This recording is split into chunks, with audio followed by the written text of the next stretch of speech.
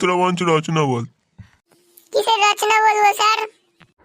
এখন তো শীতকাল চলছে, তাই শীতকালের রচনাই বল। এটা আমি বলছি স্যার।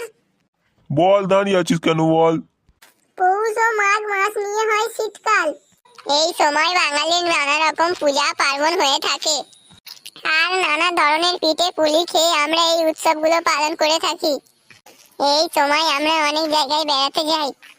আর আগের বছর আমি তো ট্রেনে করে বেড়াতে গিয়েছিলাম। আমি শিয়ালদা স্টেশনে নেমেছিলাম। নেমে আয়াম তো অবাক, দেখলাম রেশনের থেকে লম্বা লাইন। আমি এগিয়ে গিয়ে দেখলাম, যা দেখলাম সে কি বলবো স্যার। বল বাবা, তাড়াতাড়ি বল। এক প্লেটে 3টে পরোটা, আনলিমিটেড তরকারি, একটা সেদ্ধ ডিম, এক টুকরো পেঁয়াজ, একটা কাঁচা লঙ্কা, 30 টাকা।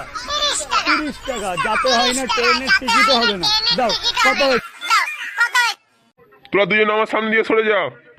তোদের দুটোকে পরীক্ষায় ফেল না করাতে পারলে আমার নাম নেই।